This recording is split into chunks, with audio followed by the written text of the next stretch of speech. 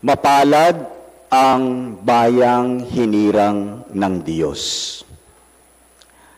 Ito pong mga araw na ito, parang kahapon, may nakita kong balita sa TV, mainstream. Ang sabi ganito, meron daw isang batang nagpagupit. Nakatawa na kagad kayo. Nagpagupit. Ano nangyari? Hindi niya nagustuhan ang gupit ng barbero. Dahil hindi niya nagustuhan, binalikan ang barbero, sinaksak sa muka. Sasabihin natin, gupit lang yun. Sinaksak niya sa muka. Pag nangyayari yung mga bagay na ito, hindi lang ito yung mga bagay na nangyayari sa ating paligid, may mas grabe pa. Minsan tinatanong natin sa ating sarili, kanino ako magtitiwala?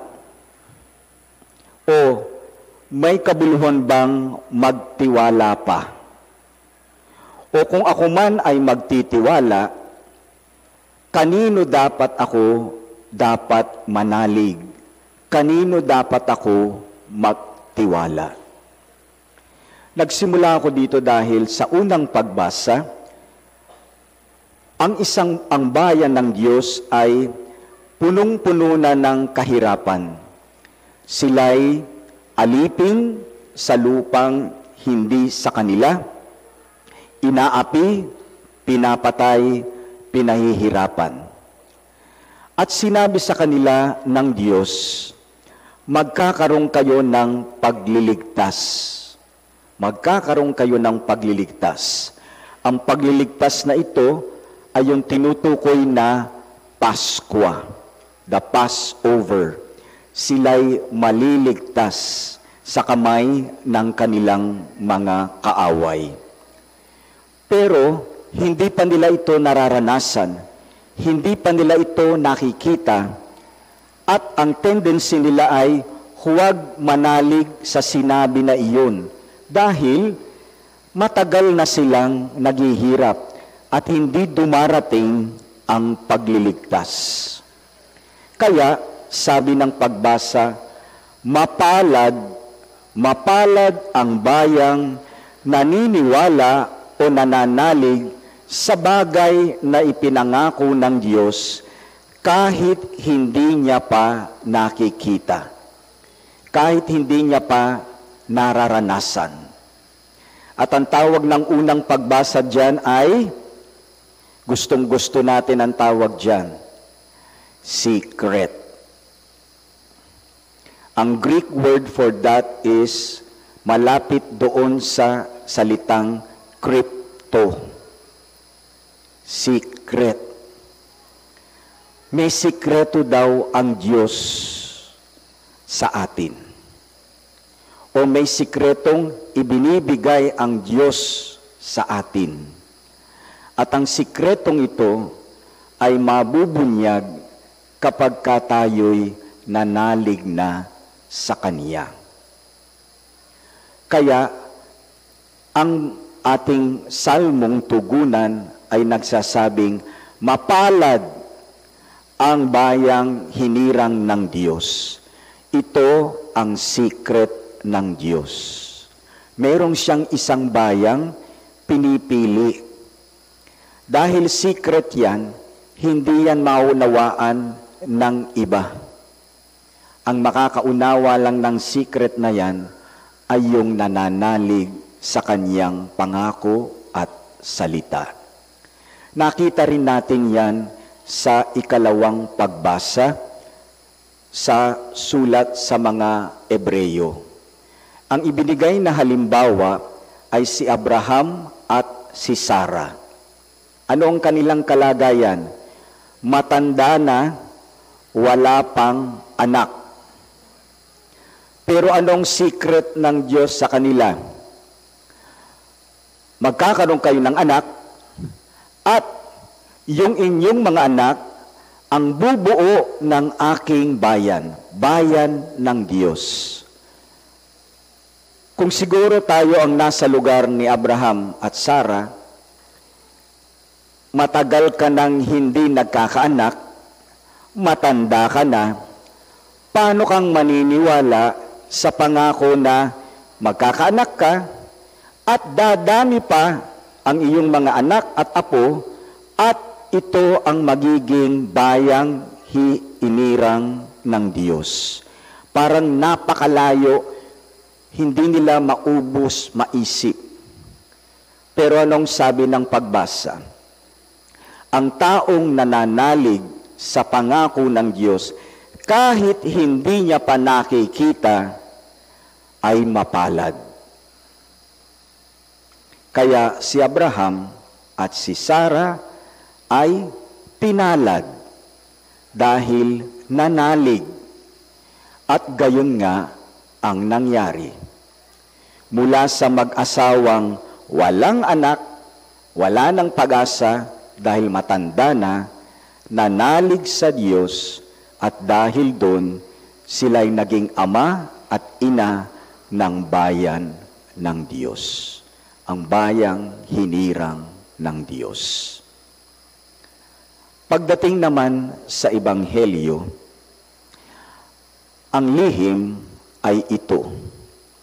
Sabi ng marahil medyo mahaba po ang Ebanghelyo, paulit-ulit ang parable ng mapalad ang alipin. Alipin ang word na ginagamit. Alipin. Mapalad ang aliping natatagpuan ng amo na handa sa kanyang pagdating. Yung aliping hindi nag-iisip na malayo pa, matagal pa ang pagdating ng kanyang amo, kaya wala siyang ginawa kung hindi parating nagtatrabaho, handa para kung dumating man ang kanyang amo, siya ay matagpuang naglilingkod.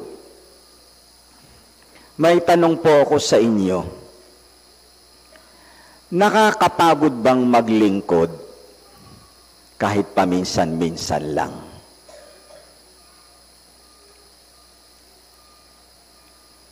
Meron bang taong makakapagsabing hindi ako napapagod? Parati kasi akong nakikitang mga reels na pagod na ako. Yung gusto nang pukpukin sa ulo dahil pagod na ako sa iyo. Nanay at tatay, pagod na ako sa aking mga anak. Asawa, pagod na ako sa asawa ko. Yung mga nagtatrabaho, pagod na ako sa aking boss. Pagod na. Ang sabi ng Ebanghelyo, mapalad ang taong alipin na hindi napapagod, parating handa. Pagka ganon, maari sigurong isipin natin, kaya ko kaya yon? Hindi napapagod sa paglilingkod, hindi nagrereklamo, hindi humihingi ng kapalit. Ang lihim ay ito. Ang sabi ng talinhaga ay ganito. Mapalad ang aliping natagpuang nagtatrabaho. Ginagawa ang dapat niyang gawin, ang kanyang katungkulan. Dahil yung kanyang amo, pagdating ng araw, yung kanyang amo ang maglilingkod sa kanya. Ang kanyang amo, hahandaan siya ng pagkain, pagsisilbihan siya, at ibibigay sa kanya ang lahat ng kaniyang kailangan. In short, magkakaroon ng reversal of roles. Yung dating pinaglilingkuran, darating ang araw, siya ang maglilingkod doon sa hindi napagod maglingkod.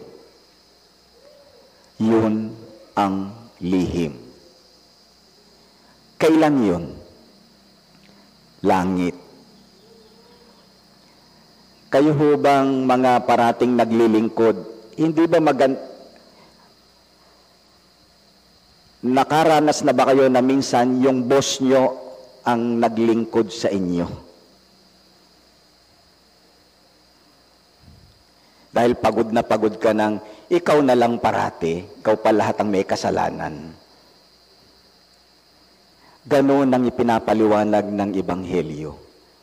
Balang araw, kapag katapos na tayong maglingkod, hindi dahil gusto nating ang Diyos ang maglingkod sa atin, kung hindi itong kanyang pamamaraan upang sabihin sa atin, manalig ka sa akin, darating ang aking pangako. Huwag kang matakot, huwag kang mawalan ng loob. Lakasan mo ang iyong loob. Huwag kang bibigay. Patuloy kang gumawa ng bagay na karapat-dapat kahit na marami ang hindi mo na pwedeng pagkatiwalaan. Baka saksakin ka pa sa mukha. Iduduktong ko yan sa misa. Ang sabi niya ay, mapalad ang taong nananalig sa mga bagay na hindi niya pa nakikita. Limited ang mga bagay na nakikita natin sa misa. Minsan o madalas, maari pa tayong maging distracted. O maari pa tayong minsan may mapulaan sa misa. Pero kung ang paanyaya sa atin ng Diyos ay nawa makita mo yung bagay, maunawaan mo yung bagay na sa ngayon ay hindi mo pa lubusang nakikita, patuloy pa rin po tayong nagsisimba. Patuloy pa rin tayong nakikinig sa salita ng Diyos. Patuloy pa rin tayong nangungumunyon. Patuloy tayong sumasamba sa Kanya. Patuloy nating ginagamit ito pang maging lakas natin sa paggawa ng kabutihan. Nawa, ito ang maging tanda na sa totoo lang, hindi tayo nagsiserve sa mass. Kayo po hindi nagle-lector sa kay Kristo. Hindi ako naglilingkod bilang pari sa Kanya. Tayo ay hindi naglilingkod lang sa Kanya dahil nagsimba kayo. Ang totoo pong naglilingkod sa atin ay si Kristo. Kasi tuwing misa, naalala natin, inalay na niya ang kanyang buong buhay. Yun ang kanyang paglilingkod. Pag nagsisimba tayo, huwag niyong isiping, pabor na ibinigay natin ito sa Diyos. Hindi. Pag nagsimba ka, ituring mong pinaglingkuran ka ni Jesus. Yan ang kanyang pangako. Sa pamamagitan ng misa, unti-unti na nating makikita yung darating na ibig nating panaligan. Siya ang maglilingkod sa atin. Magtatapos ako sa isang comparison kung anong ibig sabihin ng manalig sa Diyos. Alam po ninyo yung parlor game na papaluin yung palayok. Tapos ang mata nung papalo sa palayok ay ano? Nakakover. Anong ginagawa ng mga nakapaligid doon sa papalo sa palayok? Yung mga medyo maloko, sasabihin, kaliwa, kaliwa, kaliwa. O, palo na, palo na. Pagka doon naniwala, lalo na niloloko lang siya, dahil game lang naman yon, hindi niya tatamaan.